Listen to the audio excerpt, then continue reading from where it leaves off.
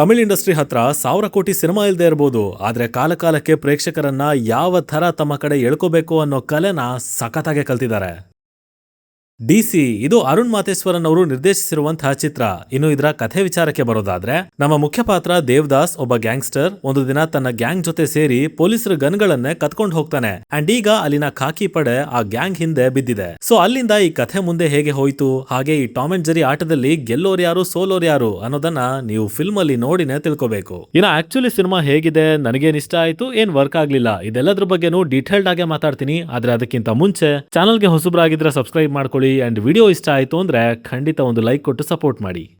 ಇಲ್ಲಿರುವಂತಹ ಮೊದಲ positive point ಅಂದ್ರೆ ಅದು ಅರುಣ್ ಮಾತೇಶ್ವರನ್ ಅವರ screen play style. From the beginning ಇಲ್ಲಿ ಒಂದು ಪಾಯಿಂಟ್ ಅನ್ನ ಹಿಡ್ಕೊಂಡು ಕನ್ಸಿಸ್ಟೆಂಟ್ ಆಗಿ ಅದರ ಕಡೆನೆ ತಮ್ಮ ನರೇಟಿವ್ ನ ಕಟ್ಕೊಳ್ತಾ ಹೋಗ್ತಾರೆ. ಅದಕ್ಕೇನೆ ಹೊಸ ಹೊಸ ಲೇಯರ್ಗಳು, ಹೊಸ ಪಾತ್ರಗಳು ಆಡಪ್ ಆಗ್ತವೆ ವಿನಃ ಕಥೆ ತನ್ನ ಕೋರ್ ಪಾಯಿಂಟ್ ಇಂದ ಎಲ್ಲೂ ಸರಿಯೋದಿಲ್ಲ. ಆಲ್ಸೋ ಪೂರ್ತಿ ನಾನ್ ಲೀನಿಯರ್ ಆಗಿನೂ ಹೋಗಲ್ಲ, ಒಳಗಡೆನೆ ಇರುತ್ತೆ. ಸ್ಕ್ರೀನ್ ರೈಟಿಂಗ್ ತುಂಬಾ ಟೈಟ್ ಆಗಿ ಇಟ್ಟಿರ್ತಾರೆ. ಅಂಡ್ ಆಲ್ಮೋಸ್ಟ್ ಅದೇ ಫ್ಲೋ ಜೊತೆಗೆ ಹಲವು ಜನರ ಕಥೆಗಳನ್ನ ಕ್ಯಾರಿ ಮಾಡ್ತಾ ಹೆವಿ ಬ್ರೂಟಲ್ ಆಗಿ, ಅಷ್ಟೇ ಇಂಟೆನ್ಸ್ ಆಗಿ, ಸಿಕ್ಕಾಪಟ್ಟೆ ಸ್ಟೈಲಿಶ್ ಆಗಿ ಕಥೆನ ಪ್ರೆಸೆಂಟ್ ಮಾಡಿದ್ದಾರೆ. ಆಕ್ಚುಲಿ ಇದು ಕಮರ್ಷಿಯಲ್ ಸಿನಿಮಾ ಅಲ್ಲ, ಪ್ರಾಪರ್ ಒಂದು ಕಾಂಟೆಂಟ್ ಮೇಲೆ ಡಿಪೆಂಡ್ ಆಗಿರೋ ಚೇಸ್ ಥ್ರಿಲ್ಲರ್, ಎಸ್ಕೇಪ್ ಥ್ರಿಲ್ಲರ್ ಏನ್ ಬೇಕಿದ್ರು ಹೇಳ್ಬೋದು. ಸೊ ಅಲ್ಲಿ ಒಳ್ಳೆ ಸಬ್ಸ್ಟೆನ್ಸ್ ಜೊತೆಗೆ ಸ್ಟೈಲ್ ಮೇಲೆ ಹೆಚ್ಚಿನ ಆದ್ಯತೆ ಕೊಟ್ಟು ವರ್ಕ್ ಮಾಡಿದ್ದಾರೆ. ಅಂಡ್ ಅದರಿಂದಾನೆ ಇಡೀ ಸಿನಿಮಾ ಸಖತ್ ಸ್ಟೈಲಿಶ್ ಆಗಿ ಕಾಣುತ್ತೆ. ಸ್ಪೆಷಲಿ ಇದರ cinematography and colour grading, camera movement ಅಲ್ಲಿ ತಂದಿರೋ ಶೇಕಿ ಎಫೆಕ್ಟ್, ಹಾಗೆ ಬಳಸಿರೋ colour palettes, natural lighting, interval portion ಅದನ್ನ ಕವರ್ ಮಾಡಿರೋ ರೀತಿ, ಆ ಕ್ಲೈಮ್ಯಾಕ್ಸ್ ಫೈಟ್ ಎಲ್ಲ ಒಂಥರ ಪ್ಯೂರ್ ಕ್ರಾಫ್ಟ್ ಅನ್ಬೇಕು ನೋಡಿ, ಅಷ್ಟು ಇಂಪ್ರೆಸಿವ್ ಆಗಿತ್ತು. ಇನ್ನು ಇದರ ಬಿಗ್ಗೆಸ್ಟ್ ಪಾಸಿಟಿವ್, ಸಿನಿಮಾದ ಬ್ಯಾಕ್ ಬೋನ್ ಅಂದ್ರೆ ಅದು ಅನಿರುದ್ಧ್ ರವಿಚಂದರ್ ಅವರು. ಒಂದಕ್ಕಿಂತ ಒಂದು ಡಿಫರೆಂಟ್ ಕಾಂಪೋಸಿಷನ್, ಕೇಳೋದಕ್ಕೆ ಪ್ರತಿಯೊಂದು ಯೂನಿಕ್ ಆಗಿದೆ. ಸ್ಪೆಷಲಿ ಇದರ ಥೀಮ್ ಸಾಂಗ್ ಗಳು ಒಂದು 12-13 ಇದಾವೆ. ಲೈಕ್ ಲಿಟ್ರಲಿ ಎಲ್ಲ ಒಂದ್ ರೀತಿ ಎಲಿವೇಶನ್ ಕೊಡೋ ಟೈಮ್ ಬಾಂಬ್ ಗಳ ತರ ಪ್ರತಿ 5 ನಿಮಿಷಕ್ಕೊಂದ್ಸಲ ಬರ್ತವೆ. ಸೀಕ್ವೆನ್ಸಸ್ ಗಳನ್ನ ಬ್ಲಾಸ್ಟ್ ಮಾಡಿ ಹೋಗ್ತಾ ಇರ್ತವೆ. ಅದರಲ್ಲೂ ರಾಗ ಆಫ್ ರಿವೆಂಜ್ ಆ ಹಾಡು ಶುರು ಆಗೋ ಮುಂಚೆನೆ ಇಂಟೆನ್ಸಿಟಿ ಅನ್ನೋದು ಪೀಕ್ ಲೆವೆಲ್ ಗೆ ಹೋಗಿ ತಲುಪಿರುತ್ತೆ.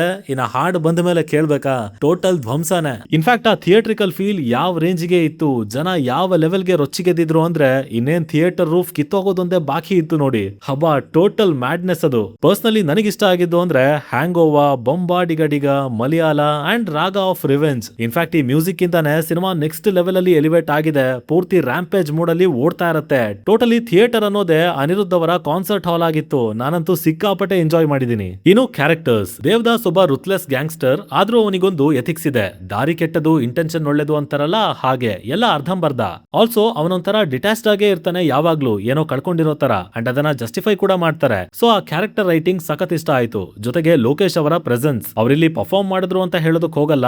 ಬಿಕಾಸ್ ಆ ನರೇಷನ್ ಸ್ಟೈಲ್ ಮತ್ತೆ ಈ ಕಥೆಗೆ ಆದಷ್ಟು ರಿಯಲಿಸ್ಟಿಕ್ ಆಗಿರೋ, ಗ್ರೌಂಡೆಡ್ ಆಗಿರೋ ನಟ ಬೇಕಾಗಿತ್ತು. ಸೊ ಅದನ್ನ ಲೋಕೇಶ್ ಅವರು ಸಕ್ಸಸ್ಫುಲ್ ಆಗಿನೇ ಡೆಲಿವರ್ ಮಾಡಿದ್ದಾರೆ. ಇನ್ನು ಸಂಜನಾ ಅವರಿಗೆ ಸ್ಕ್ರೀನ್ ಟೈಮ್ ಕಡಿಮೆ ಇದ್ರೂ ಒಳ್ಳೆ ಅಟೆನ್ಷನ್ ಪಡ್ಕೋತಾರೆ. In fact one of my favourite actress ಇವರು. ವದಂತಿ ಸೀರೀಸ್ ಇಂದಾನು ಫಾಲೋ ಮಾಡ್ತಾ ಇದ್ದೀನಿ. ಹಾಗೇನೆ ವಾಮಿಕಾ ಗಬ್ಬಿ ಅವರ ಪಾತ್ರ ಹೆವಿ ಇಂಟೆನ್ಸ್ ಆಗಿ ಬರ್ದಿರುವಂತದ್ದು. ಸೊ ಅವರದನ್ನ ಸಖತ್ತಾಗಿ ನಿಭಾಯಿಸಿದ್ದಾರೆ. ತುಂಬಾ ಒಳ್ಳೆ ಪರ್ಫಾರ್ಮೆನ್ಸ್ ಬಂದಿದೆ ಅವ್ರ ಕಡೆಯಿಂದ. ಅಂಡ್ ಇದರ ಹೊರತಾಗಿ ಆಲ್ಮೋಸ್ಟ್ ಎಲ್ಲರೂ ತಮ್ಮ ಪಾತ್ರಕ್ಕೆ ತಕ್ಕ ಹಾಗೇನೆ ಇದ್ರು. ಇನ್ನು ಇದರ ನೆಗೆಟಿವ್ಸ್ ಕಡೆ ಬರೋದಾದ್ರೆ, ಸಿನಿಮಾ ಅಲ್ಲಲ್ಲಿ ರಿಪಿಟೇಟಿವ್ ಆಗ್ತಾ ಹೋಯ್ತು ಅಂತ ಹೇಳ್ತೀನಿ. ಮೊದಲಿಗೆ ಆ ಪಾತ್ರಗಳ ಜೊತೆಗೆ ಕನೆಕ್ಟ್ ಆಗೋದಕ್ಕೆ, ಈ ವರ್ಲ್ಡ್ ಒಳಗೆ ಇಳಿಯೋದಕ್ಕೆ ಒಂಚೂರು ಸಮಯ ಹಿಡಿಯುತ್ತೆ. ಅಂಡ್ ನಂತರ ಕಥೆ ಮುಂದಕ್ಕೆ ಹೋದ ಹಾಗೆ ನಾವು ಜೊತೆಲೇ ಇರ್ತೀವಿ. ಬಟ್ ಈ ಪ್ರೊಸೆಸ್ ಅಲ್ಲಿ ಕೆಲವೊಂದು ಕಡೆ ಮತ್ತದೇ ಎಲಿಮೆಂಟ್ ಗಳ ಸುತ್ತಾನೆ ವಾಪಸ್ ಹೋಗ್ತಾ ಇರತ್ತೆ ನರೇಷನ್, ಅದರಲ್ಲೂ ಸೆಕೆಂಡ್ ಹಾಫ್ ಅಲ್ಲಿ. ಸೊ ಆಗ ಇದರ ಸ್ಪೀಡ್ ಕಮ್ಮಿ ಆಯ್ತು, ಡ್ರ್ಯಾಗ್ ಮಾಡ್ತಾ ಇದಾರಲ್ಲ ಯಾಕೆ ಅನ್ನೋ ಫೀಲಿಂಗ್ ಬರೋದಕ್ಕೆ ಶುರು ಆಗುತ್ತೆ. ಅಂಡ್ ಆಲ್ಸೋ ಈ ನಿಧಾನ ಗತಿಯಲ್ಲೇ ಕಥೆನೂ ಪ್ರೆಡಿಕ್ಟಬಲ್ ಆಗ್ಬಿಡುತ್ತೆ. ಸೊ ಅದು ನನಗೆ ಸ್ವಲ್ಪ ಡಿಸ್ಕನೆಕ್ಟ್ ಆಗೋ ಹಾಗೆ ಮಾಡ್ತು ಸಿನಿಮಾದಿಂದ. ಇನ್ನು ಮುಖ್ಯವಾಗಿ ಎಸ್ಟಾಬ್ಲಿಷ್ಮೆಂಟ್ಸ್ಗೆ ಇನ್ನೂ ಹೆಚ್ಚಿನ ಸಮಯ, ಹೆಚ್ಚಿನ ಸ್ಪೇಸ್ ಕೊಡಬೇಕಾಗಿತ್ತು. ಆಗ ಇದರ ಓವರ್ ಆಲ್ ಇಂಪ್ಯಾಕ್ಟ್ ಕೂಡ ಜಾಸ್ತಿ ಆಗಿರೋದು. ಟೋಟಲ್ ಆಗಿ it's a decent to good watch cinema. Stylish ಆಗಿದೆ, ಸಿಕ್ಕಾಪಟ್ಟೆ ರಾ ಅಂಡ್ ಅಷ್ಟೇ ಇಂಟೆನ್ಸ್ ಆಗಿರೋ ಕಥೆ. ಈವನ್ ಬ್ರುಟಾಲಿಟಿ ಅನ್ನೋದನ್ನು ಸುಮ್ಮನೆ ಶಾಕ್ ವ್ಯಾಲ್ಯೂಗೋಸ್ಕರ ತರದೇನೆ ಆದಷ್ಟು ನ್ಯಾಚುರಲ್ ಆಗಿನೇ ಪ್ಲಾನ್ ಮಾಡಿದ್ದಾರೆ. ಅಂಡ್ ಒಳ್ಳೆ ಕ್ರಾಫ್ಟ್ ಇದೆ ಸಿನಿಮಾದಲ್ಲಿ. ಹಾಗೆ ಮೇನ್ಲಿ ಅನಿರುದ್ಧ್ ಅವರು ಧೂಳ್ ಎಪ್ಸಿದ್ದಾರೆ. ಇಡೀ ಸಿನಿಮಾನೇ ಕಾನ್ಸರ್ಟ್ ರೀತಿ ಇತ್ತು. ಸೊ ಅದನ್ನ ಎಕ್ಸ್ಪೀರಿಯನ್ಸ್ ಮಾಡೋದಕ್ಕೆ ಹೋಗ್ತೀನಿ ಅಂತ ಅಂದ್ರೆ ಮಸ್ಟ್ ವಾಚ್ ಅಂತಾನೆ ಹೇಳ್ತೀನಿ. ಆದ್ರೆ ಸಿನಿಮಾ ಎ ಸರ್ಟಿಫೈಡ್, ಹಾಗಾಗಿ ಕುಟುಂಬ ಸಮೇತ ನೋಡೋದಕ್ಕಾಗಲ್ಲ ಅಂತ ಹೇಳ್ತಾ ನಾನ್ ಹೊರಡ್ತಾ ಇದ್ದೀನಿ. ಇನ್ನ ನಿಮ್ಮಲ್ಲಿ ಯಾರಾದ್ರೂ ಆಲ್ರೆಡಿ ಈ ಸಿನಿಮಾನ ನೋಡಿ ಆಗಿದ್ರೆ ಇದು ನಿಮಗೆ ಯಾವ ತರ ಅನುಭವ ಕೊಡ್ತು ಅನ್ನೋದನ್ನ ಕೆಳಗಡೆ ತಪ್ಪದನೆ ಕಮೆಂಟ್ ಮಾಡಿ ತಿಳಿಸ್ಬಿಡಿ. ಡಿಸ್ಕಷನ್ ಮಜವಾಗಿರುತ್ತೆ.